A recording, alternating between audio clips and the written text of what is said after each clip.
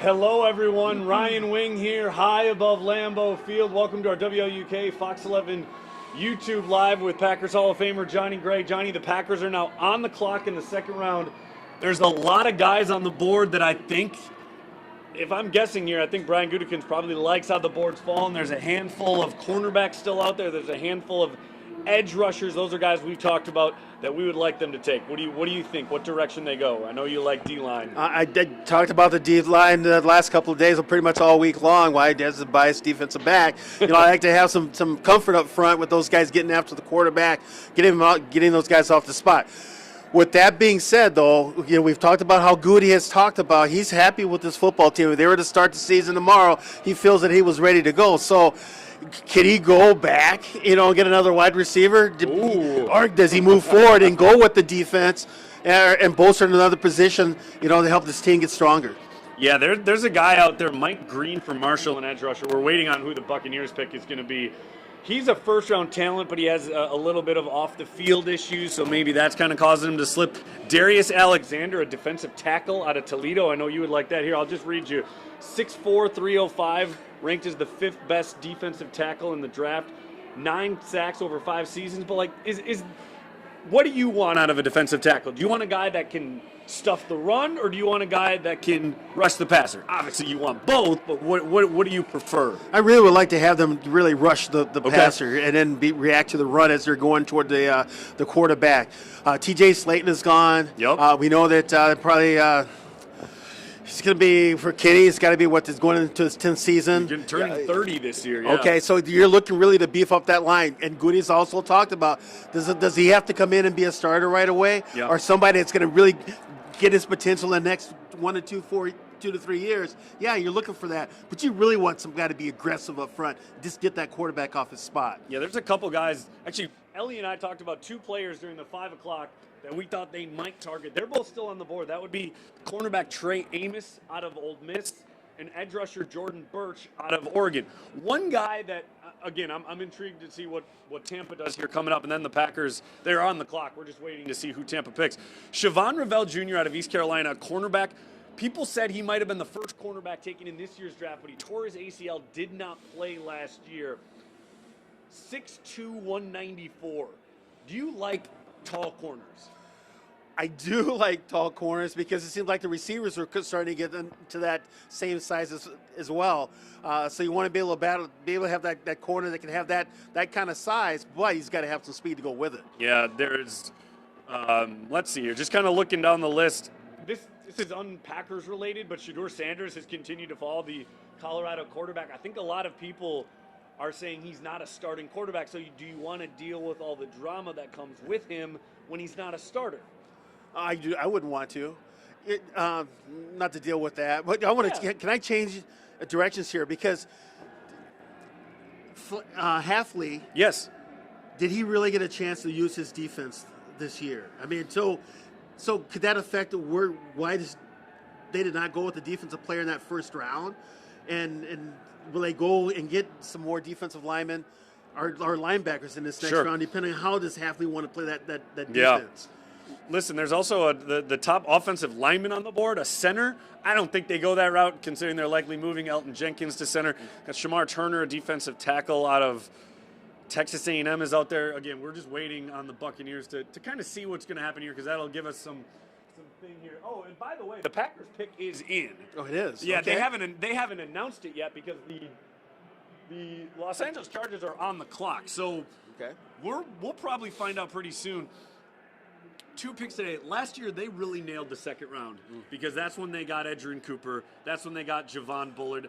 We didn't see much at all of Tyron Hopper last season. He was their third-round pick out of Missouri. He was mainly special teams. I think we might see him more this year at linebacker just because they did lose Eric Wilson. I know they brought Christian Welch back. This team, Matt LaFleur said, they're young, but young's a good thing. Young and talented. Yeah. And yeah, so you just want the more these guys get an opportunity to get out there to play, the more experience they're going to get. But they do have talent, so that's going to help a lot. Waiting here on who the Buccaneers are about to pick. And then we can say, like I said, the Packers pick is in.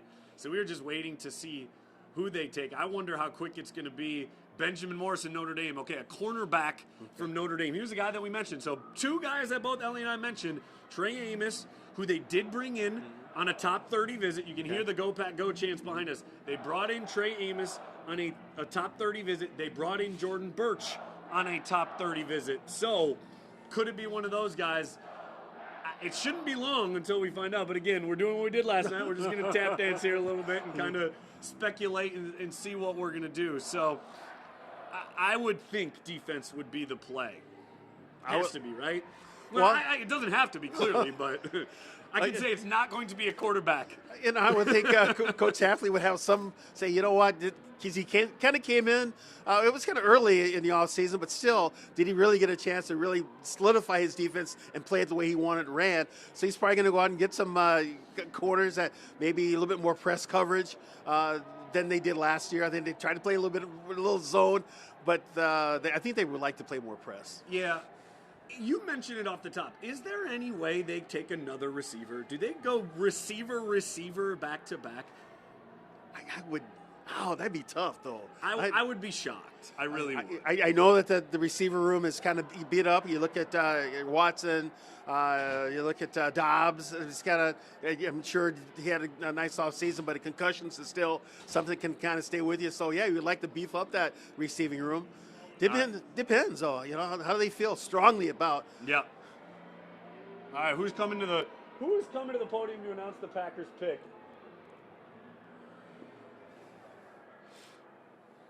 I don't know. Who is that? We're waiting, just like you guys, waiting to see who Green Bay's going to take.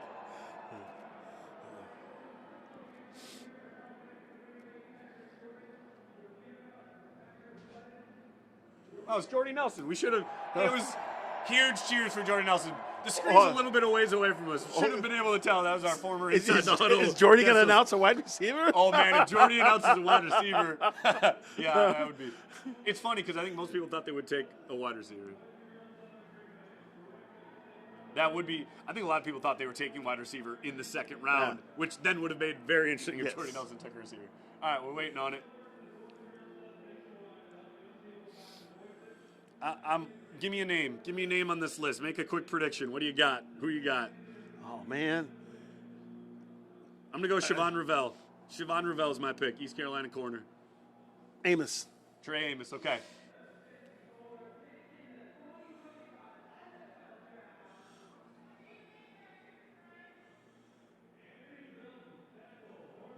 Tackle. Holy cow. That is something...